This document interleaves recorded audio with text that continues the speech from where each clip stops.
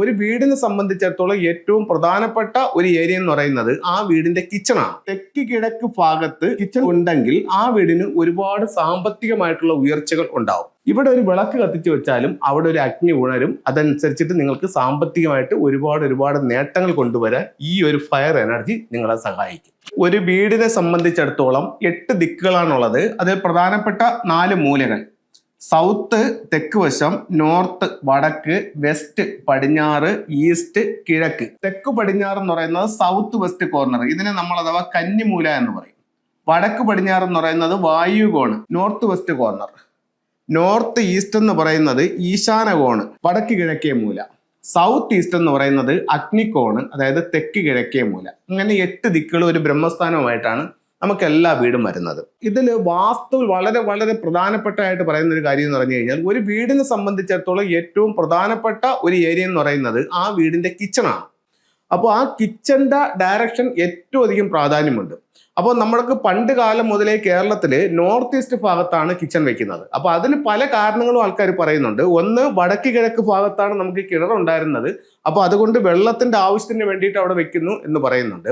യഥാർത്ഥത്തിൽ കേരളത്തിൽ മാത്രമേ ഈ നോർത്ത് ഈസ്റ്റ് ഭാഗത്ത് കിച്ചൺ വരുന്നുള്ളൂ. ബാക്കി എല്ലാ സ്ഥലങ്ങളിലും ഒന്നുകിൽ അഗ്നികോണിലോ അല്ലെങ്കിൽ വടക്ക് പടിഞ്ഞാറ് വായുകോണിലോ ആണ്.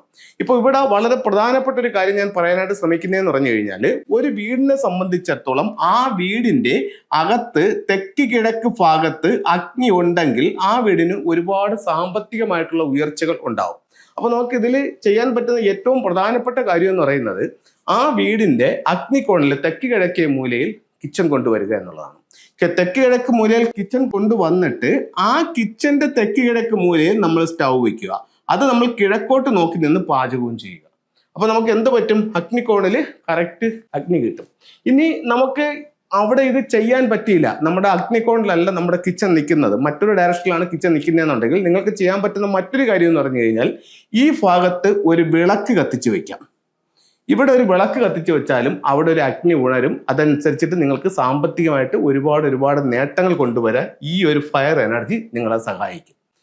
അതും നിങ്ങൾക്ക് ചെയ്യാൻ പറ്റിയില്ലെങ്കിൽ ഇത്രയെങ്കിലും ചെയ്യുക. എന്താന്ന് വെച്ച് കഴിഞ്ഞാൽ, നിങ്ങളുടെ മൊത്തം വസ്തുവിന്റെ, ഇത് ഇത്രയും നിങ്ങളുടെ വസ്തുവാണ് അല്ലെങ്കിൽ പുരയിടമാണെന്ന് കരുതുക, അതിന്റെ അഗ്നികോണ് എല്ലാ ദിവസവും നിങ്ങൾക്ക് കുറച്ച് തീയിടാം. കുറച്ച് തീയിടാന്ന് വെച്ച് കഴിഞ്ഞാൽ വീട്ടിലുള്ള ചപ്പുചവറുകൾ വാരിയിട്ടോ അല്ലെങ്കിൽ കരിയിലുകൾ വാരിയിട്ടോ എന്നിങ്ങനെ തീയിട്ടാലും കുഴപ്പമില്ല.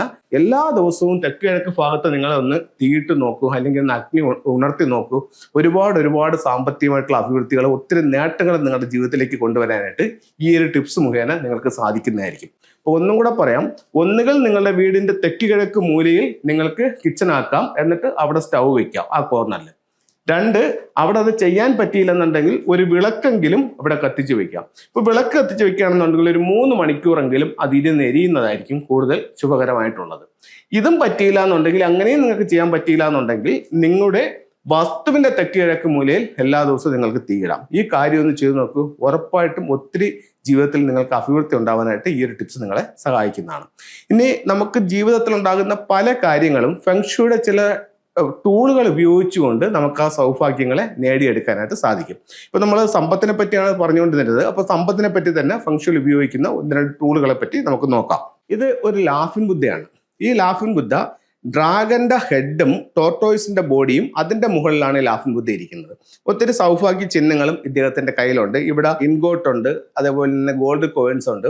അപ്പൊ ഇത്തരത്തിലുള്ള ഒരു ലാഫിംഗ് ബുദ്ധയെ വാങ്ങിച്ച് നിങ്ങളുടെ വീടിന്റെ സ്വീകരണ മുറിയുടെ സൗത്ത് ഈസ്റ്റ്, അതായത് തെക്ക് കിഴക്ക് മൂലയിൽ വെക്കുകയാണെങ്കിൽ നിങ്ങൾക്ക് സാമ്പത്തികമായിട്ട് അഭിവൃദ്ധി ഉണ്ടാവുമെന്ന് ചൈനീസ് വാസ്തുകലയായ ഫെങ്ഷുയിൽ പറയുന്നു. അതുപോലെ അവിടെ വെക്കാവുന്ന മറ്റൊരു ടൂളും കൂടെ പരിചയപ്പെടുത്താം.